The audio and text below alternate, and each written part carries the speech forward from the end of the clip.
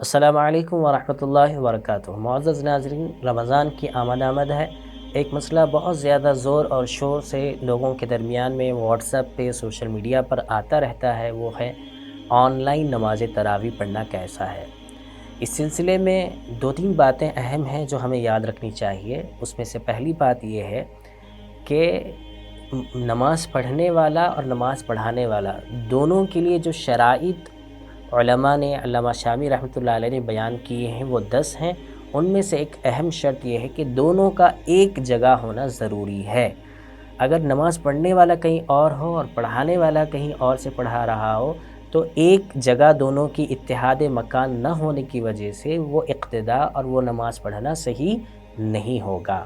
اسی لیے شرح صحیح بخاری والیوم نمبر 2 پیج نمبر 351 کے اندر حضرت عمر رضی اللہ تعالیٰ عنہ کا ایک قول نقل کیا گیا ہے، جس میں انہوں نے فرمایا کہ امام اور نماز پڑھنے والے دونوں کے درمیان میں اگر کوئی نہر آ جائے یا کوئی راستہ آ جائے یا درمیان میں کوئی خواتین کی صف درمیان میں آ جائے تو ایسی صورت میں یہ نماز درست نہیں ہوگی۔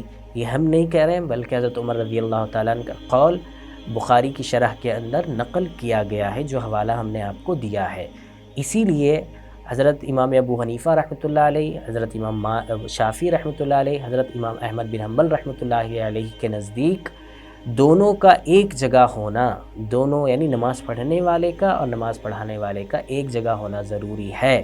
اگر دونوں ایک جگہ نہیں ہیں تو ایسی صورت میں وہ نماز درست نہیں ہوگی۔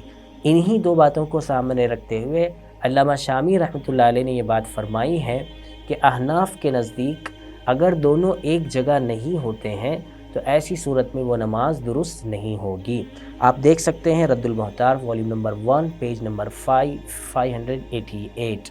ان پورے دلائل کو سامنے رکھتے ہوئے یہ بات واضح ہو چکی ہے کہ آن لائن نماز ہو، اسکائپ کے ذریعے ہو یا زوم کے ذریعے ہو، یا امام صاحب ایک جگہ پر نماز پڑھا رہے ہوں اور لوگ دوسری بلڈنگ میں، یعنی وہ بلڈنگ اور مسجد دونوں کے درمیان میں راستہ ہے یا دوسری تیسری ایک بلڈنگ ہے، یا پھر لائیو ٹیلی کاسٹ جو ہوتا ہے اس کے پیچھے اقتداء کرنا یا وہاں پر ٹھہر کر نماز پڑھنا درست نہیں ہے۔ اس لیے دینی معاملات میں علماء حق کی جانب سے جو بات بتائی جاتی ہے اس پر عمل کرنے کی کوشش کرنی چاہیے۔